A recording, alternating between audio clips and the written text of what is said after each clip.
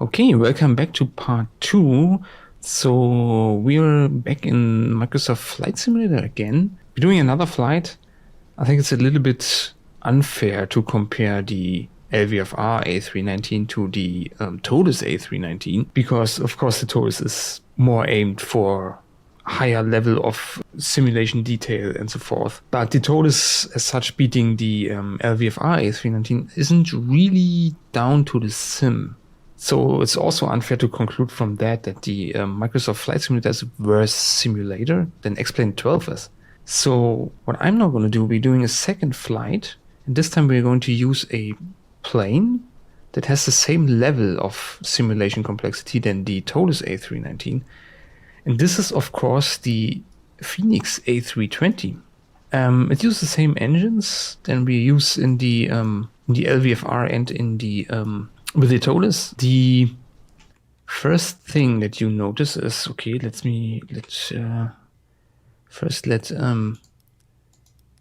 turn this thing on. Available. Okay, let's do some standard stuff here. Clink, clink, clink, clink. Everything's working. What I notice is that these switches, they don't have any. Some of them don't have any sound at all. That was a lot nicer in the Toliss. These switches had a very, very nice and satisfying sound to them. They have a sound, but it's pretty quiet. Currently raining here in this one. I hope it stays this way because the rain effect in XP is pretty nice as well. Okay, we are back here in the Toliss A319 now. Okay, then let's see if I remember how everything worked. I had my thingies right. Batteries, external power. Okay. This is something that I already said this, that these sounds are of these switches. This is very nice. They are better than in Flight Simulator. Okay. Let's put this on. This is on. We don't need this on and this on. Yeah. So the rain effect. Yeah, this is what everybody talks about now. That the rain effect in X-Plane is better than in Flight Simulator. I don't see that much of a difference, to be honest. Now it's raining on the cockpit windows, but it's not raining here. I don't see no raindrops or anything. Yeah, and everything seems to be dry. The surfaces are dry. I can hear thunder. Yeah, no idea. And the Vipers, yeah, they are working. Vipers actually doing their job here. So one thing that you notice that's really, really great right from the start is the integration. You have this flight pad here, but it's just way, way better than the one from the Toliss. And one thing that you notice right away is the integration with SimBrief. Can report your flight. We're doing recording the flight. We are currently in Portugal, in Lisbon, and we are going over to LXGB, so that's Gibraltar. What you notice here right from the start is I have a proper SimBrief integration, and not only that, I also have a Navigraph integration, and that's really, really, really amazing. But it's only in this plane. Like I know there's also a SimBrief connection with fly-by-wire, but Fenix really did. This is a fantastic job. You have everything in here. Then you can do the same, import SimBrief, and then you have your airports here. You have your ground charts, departure. You unfortunately do not have weather, but doesn't matter. The let's focus while that is happening on the entire boarding and so forth. That is here. That works pretty similar to the integration of the Toliss. It just looks way nicer. We have our load sheet. We have 132 passengers, 2.2 tons cargo, 5.2 tons fuel. There's always 3,000 in the tank. No idea why that is. Don't really care.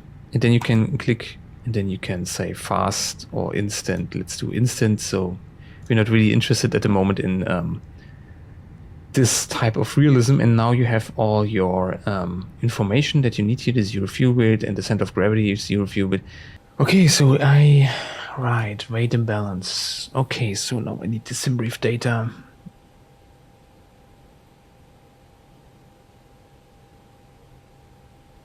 Much better with this slider. And 4.8, let's use this and then use this.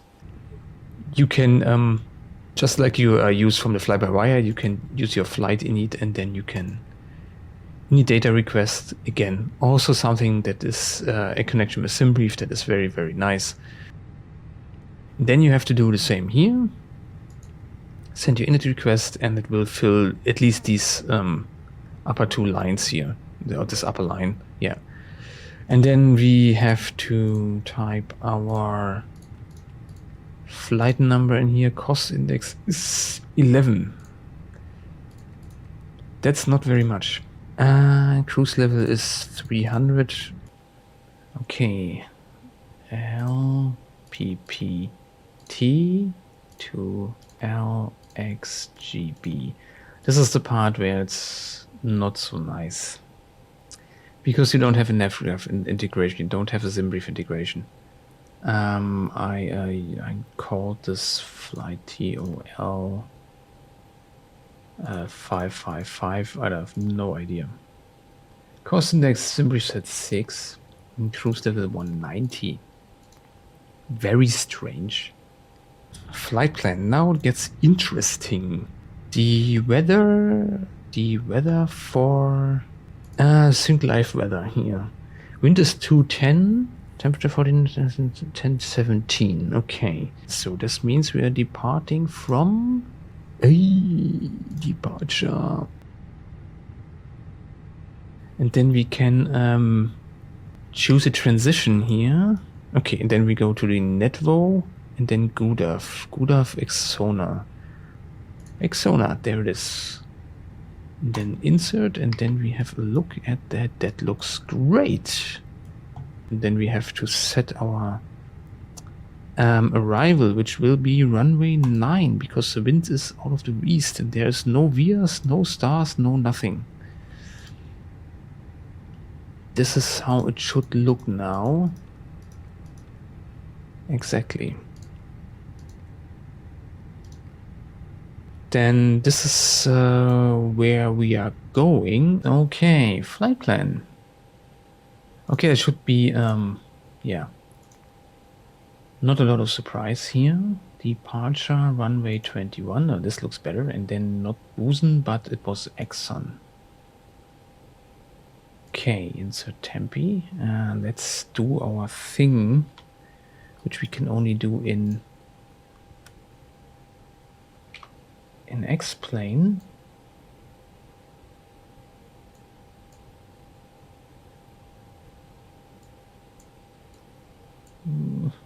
Come on. No. Yeah. No idea where I have to be for that to be working. Okay, then let's go there. There. Flight plan discontinuity. Damn it. I cannot clear that, can I? I can. Okay, then let's... Arrival, runway 9. No star, no VIAs, no nothing. Okay. That's it. Insert. There's where we go. Let's go back to ARC. Oh! Our navets are aligned. Which means we can now go to the second init page. Put our load rubbish in. Have to go back here. Weight and balance. 55 fuel is 5.2. 55.5. Okay, I can't memorize that anyway. 5.2. 55.5/31.5. Is that correct? Yeah. Nice. Okay. Calculate.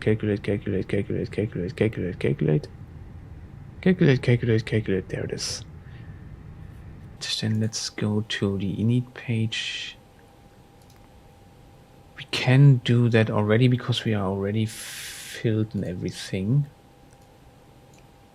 So that's 55.7 and 27.2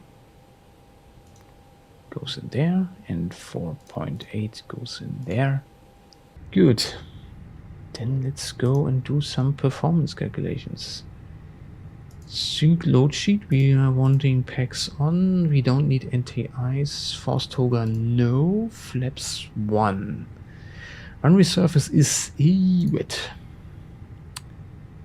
I say.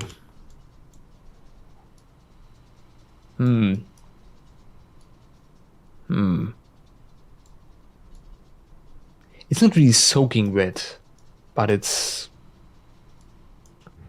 I mean, it's still raining, so I guess it's wet. Let's say it's wet. And we are departing runway 20. Calculate. Okay. Thrust reduction is 1350, flex attempt 68, down 0.3, and then 126, 135, 135. Okay. Okay.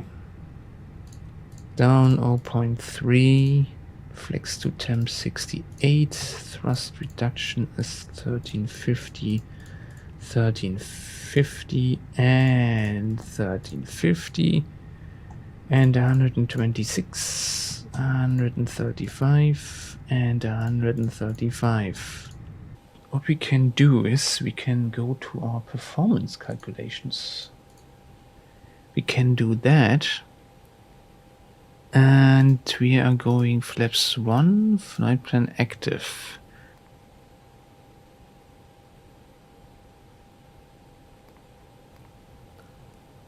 Up 06. Wow. And flex to temp 67. As usual, thrust reductions. Oh, packs on there, yeah. 138. 138 and 140.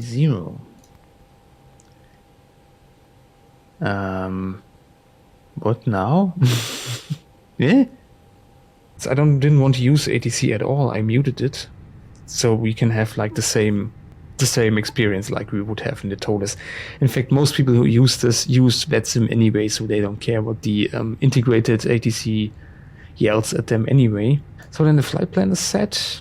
The init is set, the performance is set, progress. Let's put in LXGB 9. Oh, is it 09 or is it 9? Indeed, 09. 238 miles, so that's not that far away. IRS align in align 0 minutes. Okay, then let's align these. In the A320, they somehow aligned themselves, but here you have to engage it. Okay, let's see. Did this change anything? Yes.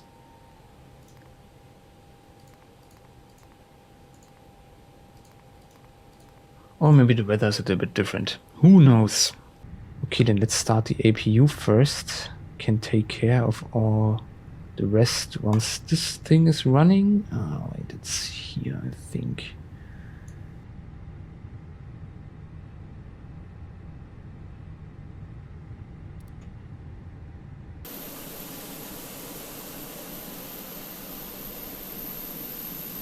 Oh, never mind. APU is running. Then turn on APU bleed. Turn off the external power. Then we can disconnect the external power. And no TAC available. Pushback request accepted. Okay, then now I'm glad that we have the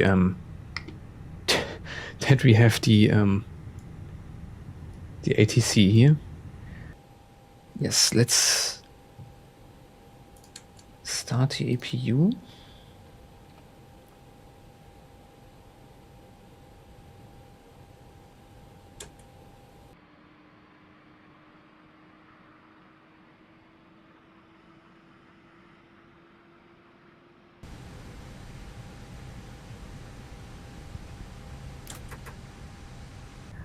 Okay, there's another thing that I noticed is that no, this works, okay. That at least my flaps don't work here. Okay, am I already, what's going on?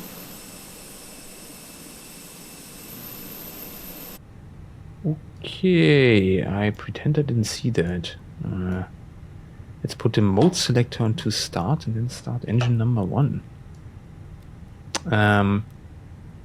Yeah, this is another bug. Depending on where I turn, this thing turns back off and then turns back on. I have no idea. Okay, then let's tell this guy to stop. And then put the parking brake back on. That works. Speed brakes also work. Flaps don't work. Okay, let's start engine number 2.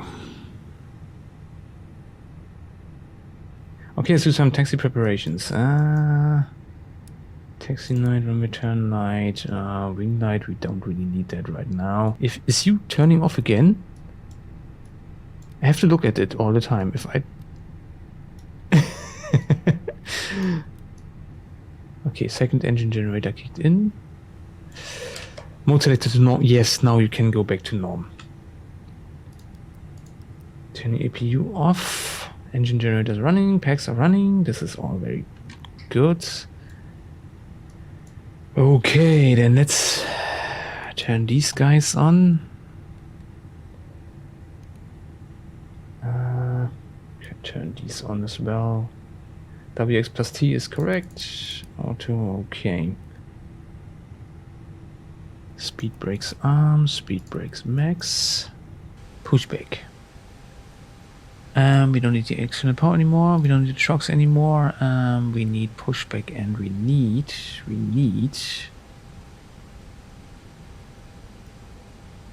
Okay, nice. Then let's start engine number 1.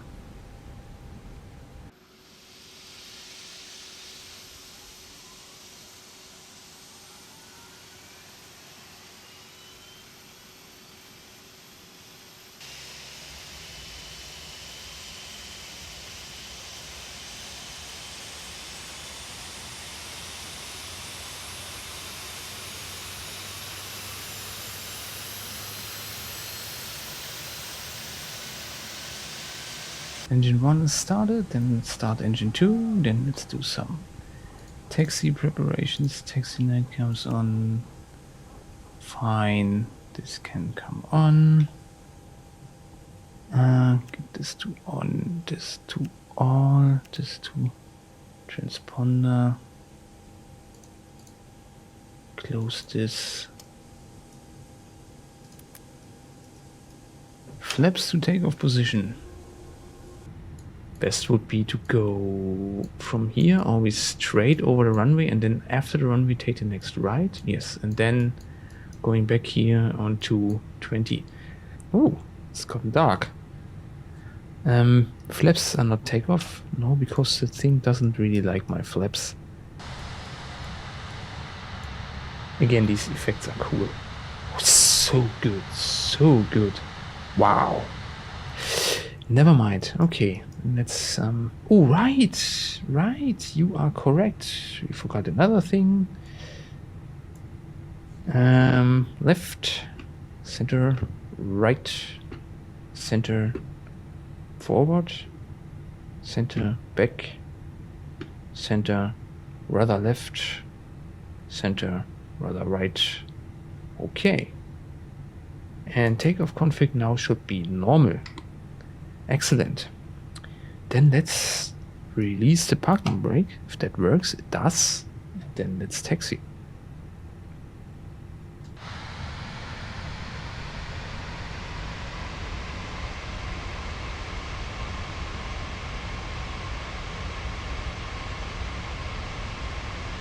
A little bit too fast. I can regulate the speed way better in the Fenix with my Thrustmaster throttle quadrant.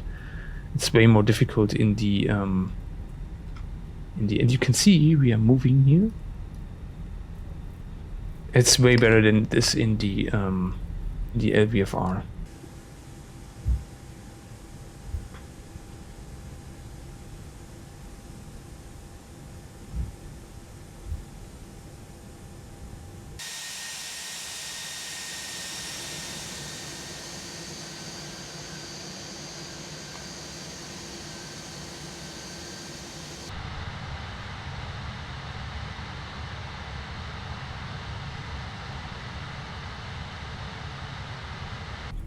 The wheels, the control of the wheels is also very nice, I have to say. It's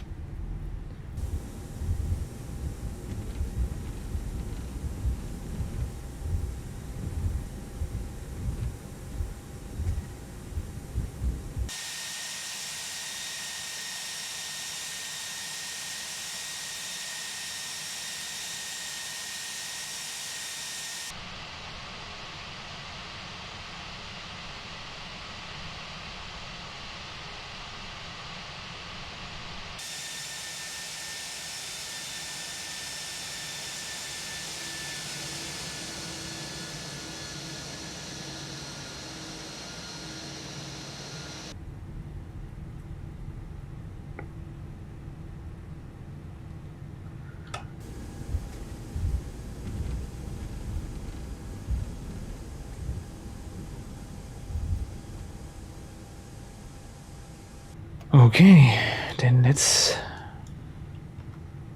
chime the cabin. Strobe, takeoff, oopsie daisy. Landing lights, don't need the nav. And the logo right now, seatbelt sensor on, this is on, these guys all look very good. Spoilers arms in, then let's, this is at one, this looks good. This is all on, all the transponders are on. Okay, let's turn on the chronometer, so I don't stop again. I'm going straight through now.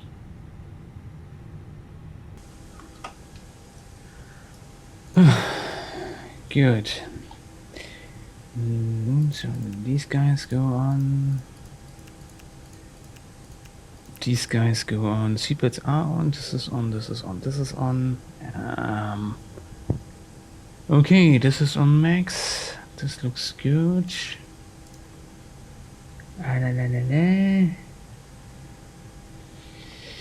This goes to TARA. This is ABY. This is on. This can go on. This can go on. Eine Mu, eine Mä, eine Tätere. Alrighty. Power break off. Then let's get rolling. Start the chronometer. It's just like with the Fenix just now. I am going to go directly and then let's head over to Gibraltar, where I hope the weather will be a little bit nicer. It's really dark and rainy and grim here. But it's the Atlantic coast. I'd rather be on the Mediterranean Sea. It's always a little bit nicer there. Oh, the rain came back. Ah, okay.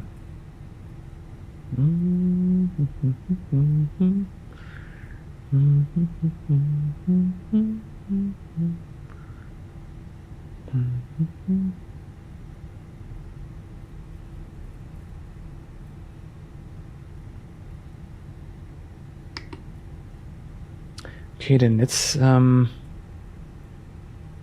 to like, is this SRM mimes? Okay, I'm not straight aligned. I'm not aligned properly, I think. And let's go to like 40%. Yeah, you can see the thrustmaster levers are not really in sync, but never mind. And then go flex. Wow, these engines sound nice. Ooh. And the rain looks pretty good.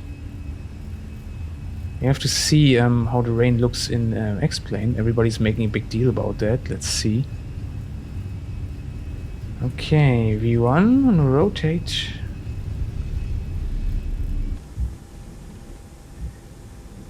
Yeah, the levers, the throttle levers are really asymmetric. But I pinned them together. This is a problem with the Thrustmaster throttle quadrant. Okay, just need to see a little bit of the instruments, please. Thank you. Would be good if the default position would allow me to see at least the two main displays that I need to see. This would be awesome. Okay, then let's flex.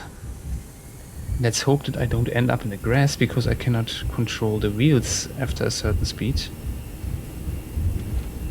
Okay, it's still possible. And now it's not possible anymore. Okay, so please get to speed. Please get to speed. Oh wait, I can do that. Okay. V1, rotate. Then let's... Whoa.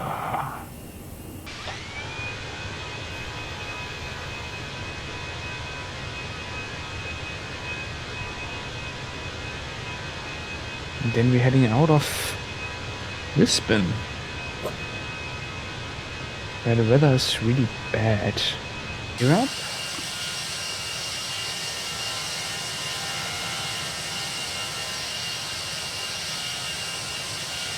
Then that's Lisbon in X-Plane. Wow, straight into the clouds. Holy crap.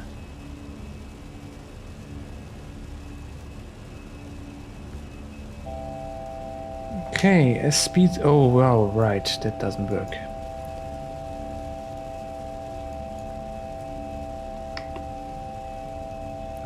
Okay. Diva climb. Ah. Now I know what he was so mad about. You have to pay attention here.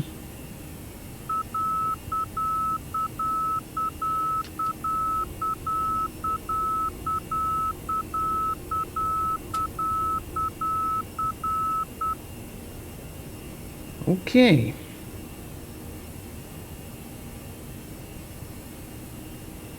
Oh, there's the bridge.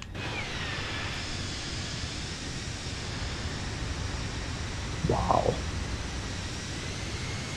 That looks amazing.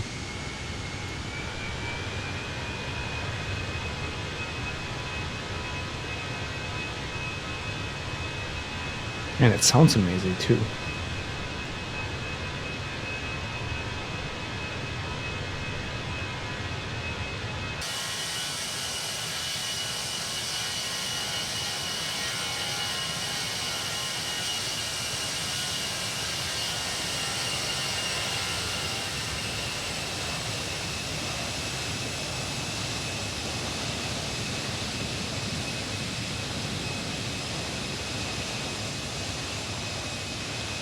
There's a bridge. It looks different, right? It looks different. The bridge looked nicer in Flight Simulator.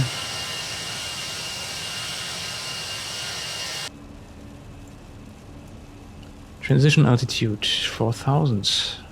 Should go to standard now.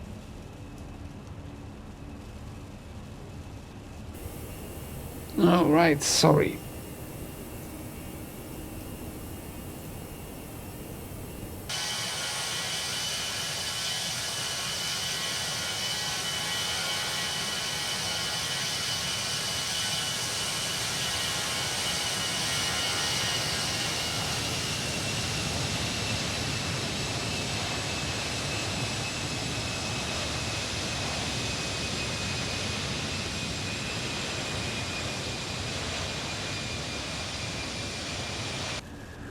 Okay, 10,000 feet, then let's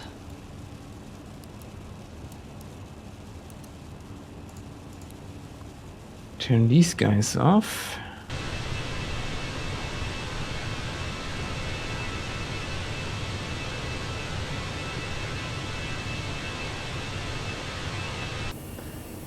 Now that's not bad. That's not bad. Like, I wish this thingy would work here. Nah, never mind.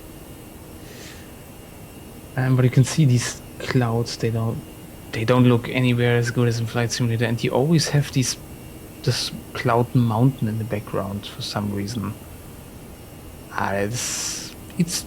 It's fine, but compared to Flight Simulator, that's okay. Now we can disarm these guys. Oh wow, way above 10,000. Just playing around too much with the exterior view. Okay, now that we are on our way, I can talk about why I chose the destination that we'll go to. Gibraltar is one of the few airports that I know, like one of the more popular ones, that have absolutely no electronic aids of landing. The discussion is going on for, like, I think the last 10 years that X-Plane has the better flight model and Microsoft Flight Simulator has the better graphics and all that stuff. So I want to do a complete manual landing, and just to see how different these two airplanes feel when I hand fly them. I know that it's probably not the best comparison, like doing the A320 against the A319, but they're very similar, and you can tell. I think the biggest disadvantage that I always felt that Flight Simulator had was like a little input lag. Like you move your stick, and then there was a tiny bit of lag until the information got through to the simulator, not necessarily through to the airplane. This is probably the reason why X-Plane felt so different. But I think this Fenix here is very good. I also have a different PC now where everything is quicker anyway. Everything reacts quicker and so forth. So yeah, let's see if this is still true. Wow, my frames purge now. Holy shit, 22 FPS. I know I have everything on Ultra and stuff, but this weather calculation, this is really what causes the most frame drops, or drops in frame rate. Okay, this is fine for some reason. Okay.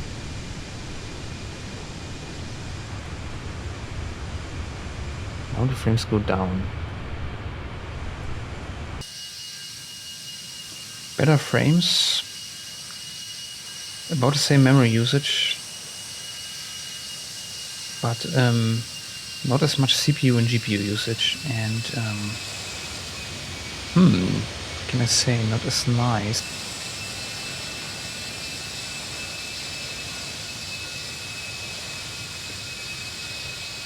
And again, the engines don't sound as good as in the Fenix.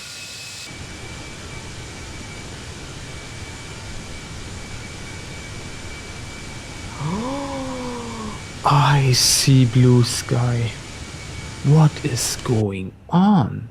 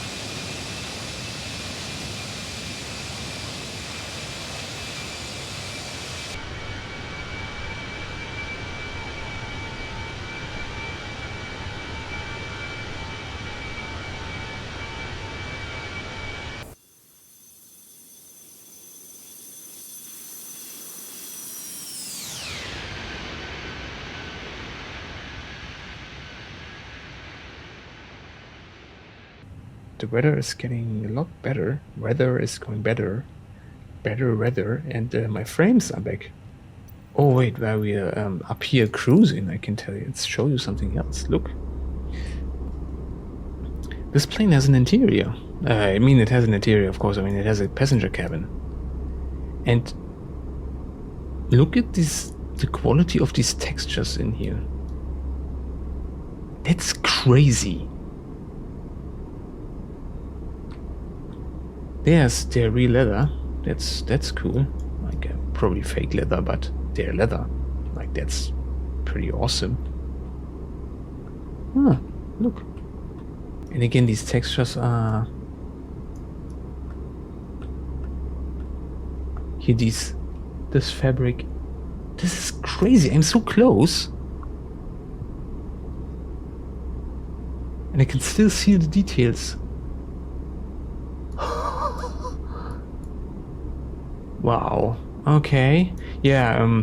We talked about the textures in the Toliss A319, which were, yeah, they had a very bright cabin, very basic seats, and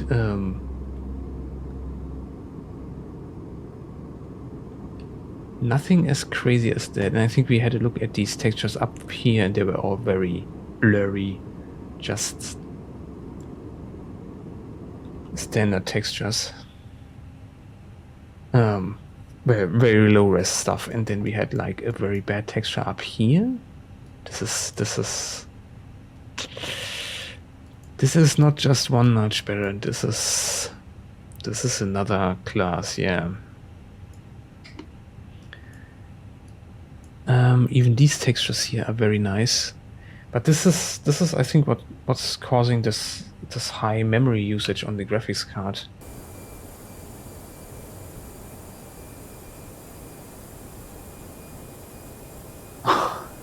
Okay. Okay, you can zoom in pretty ridiculously close, but the textures look pretty clean, like, except for this up here. This looks pretty bad. Oh, and yeah, we already, I mean, at least you can move forward. This looks pretty bad.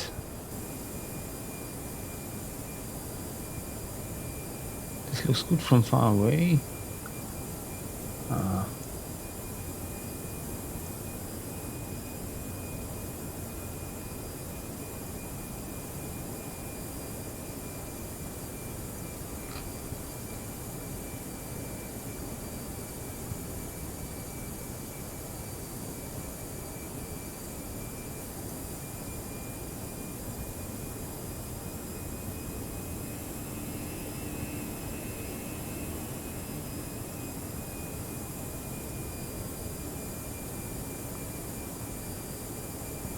Huh.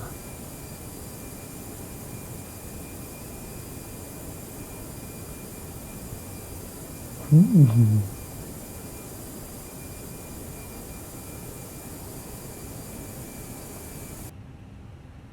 Okay, then let's... Oopsie daisy. No. Let's get down. See, descent phase, very nice. Okay, should get close to turbo descent now. Oh, we already are. Wow, sorry. Where do you have to go?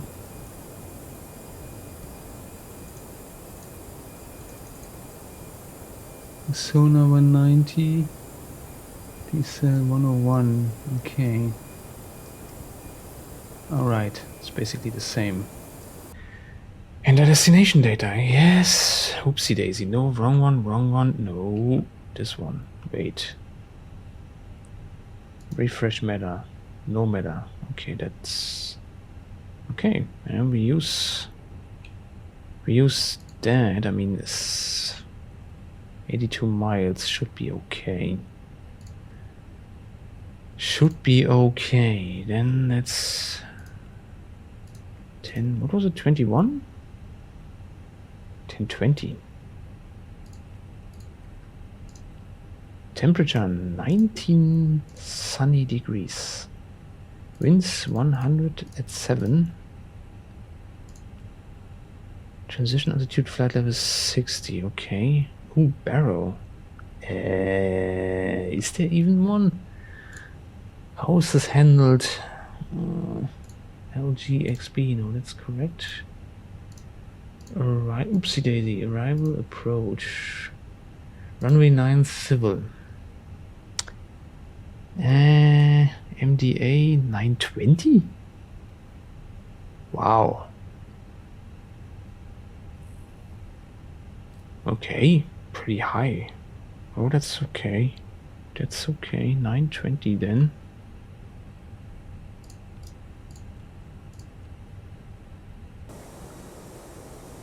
Okay, but let's do our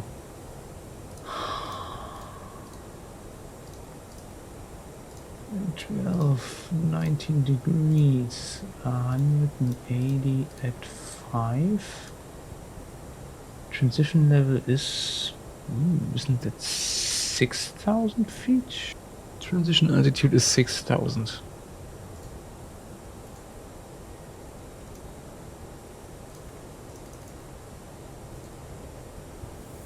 $920.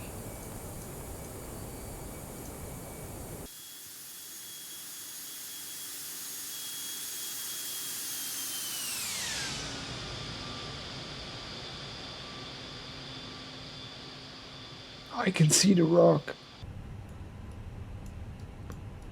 There it is. That's Gibraltar. It's the rock. We have to come over this mountain here and then land there.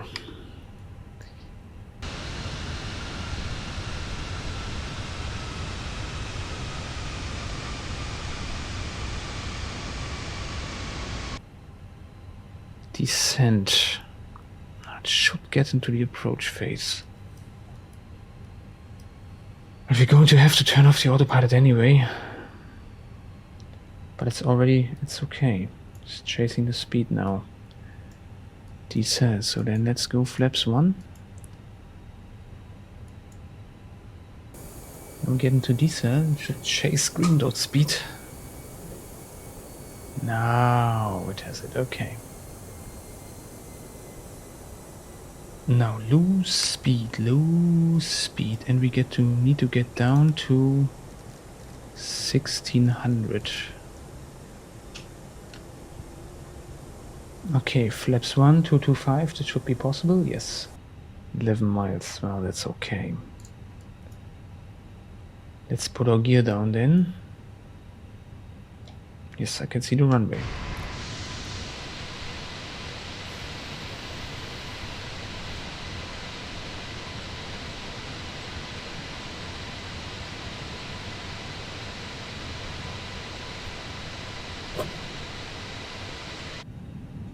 Okay, then let's turn these guys on. Set this to, I set medium because I'm not sure. To flaps 3. Flaps 2. Gear down.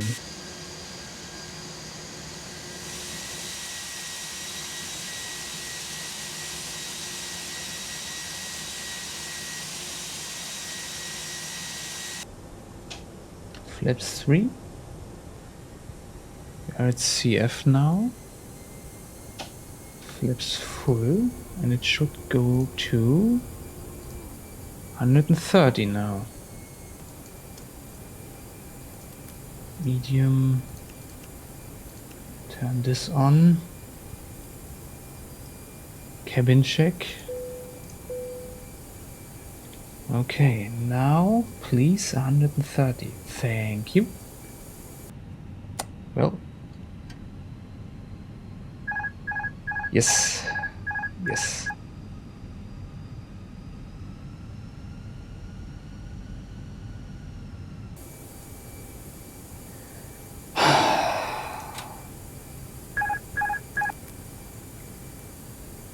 Okay, we are way off.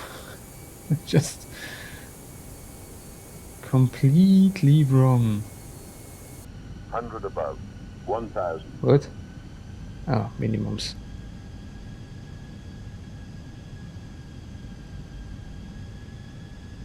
At least the auto throttle is still working. Continue. Plane reacts differently though. The inputs. Wow. I know the wind comes from the side, but 5 knots. I have to correct this much. 100 above.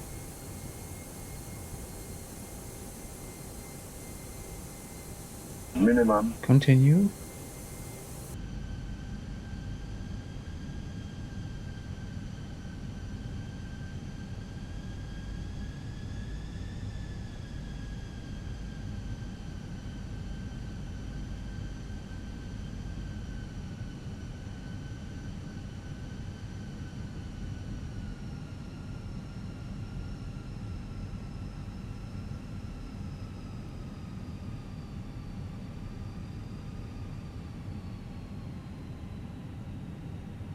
$500. Oh shit.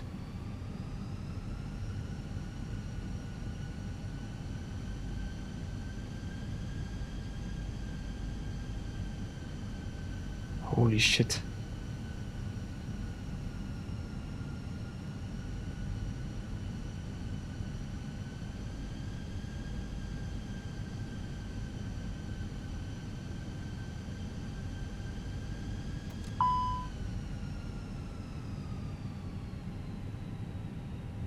$100. 50, 40, 20. Retard. Inversors out.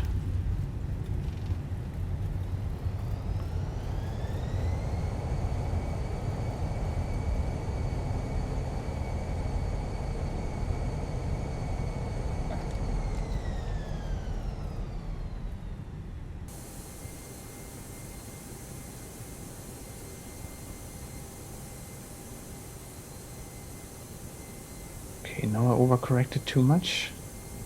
Wind comes from the side, should push me back though. Input is way more direct. 500.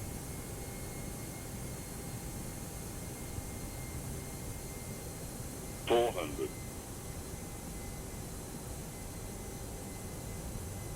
300.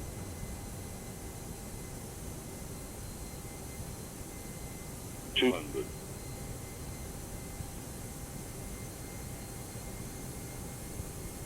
100.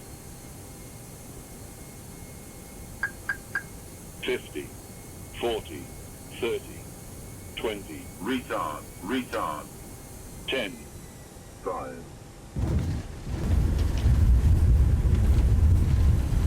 Oh, no control of the front wheels. Right. Sorry, that is not the fault neither of me nor of the sim. This is because I don't have any control over the front wheels in this.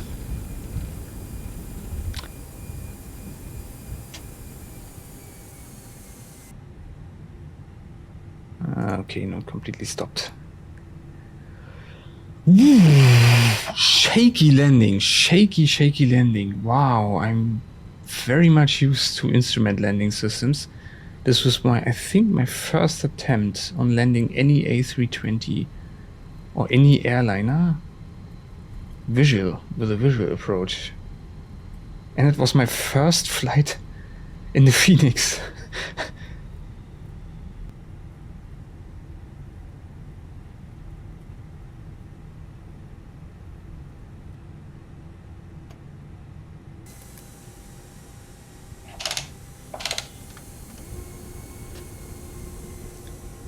Let's vacate the runway. Oopsie daisy, no, they are already in.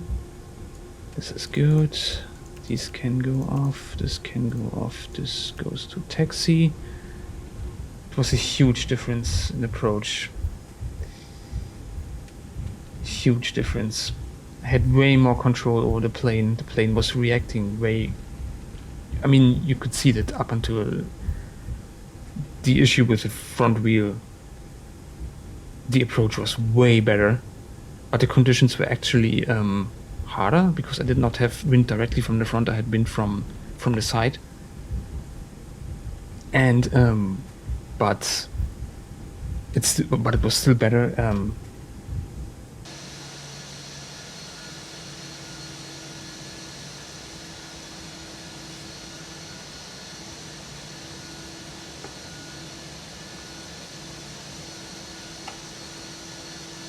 And let's see, do we have a ground power available? No, but we can cheat. We can cheat us into one and GPU. And now, hey, we have a ground power unit available. Isn't that amazing? And then we can turn off engine 2 and it can turn off engine 1. Okay, now I have to do that again. Commence deboarding, deboard. Chocks, cones, forward stairs, after stairs. Forward cargo, after cargo, bulk, and then open the... Oh, they have built-in stairs. Nice. Open the door on the left. Whee! And then everybody can get out. Okay, park brake is on. What do you know? Ooh, okay, turn these guys off. Turn these guys off. And then... Wait, just like with the other one. External power chocks. Put on the external power. Turn off the engines.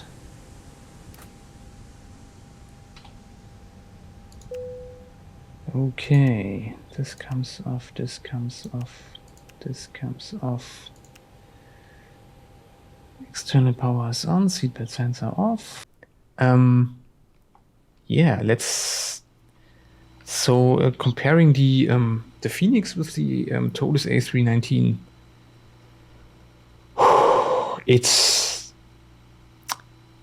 really tough. Like the Fenix, I think, is more complex in the simulation. It sounds better, it looks better, and it's integrated in a environment that is better from the flight simulator.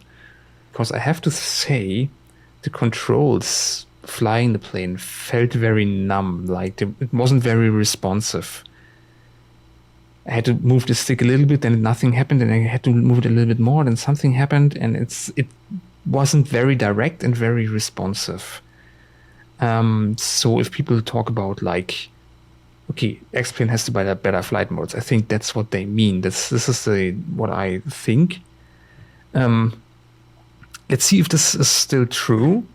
Yeah. So, but I have to say it will be hard for X-Plane to keep up with this, especially with the Fenix. The Toliss is $90, the Fenix is $50. And the Fenix it sounds better, it looks better. It is better on the inside. It has a SimBrief integration and a Navigraph integration.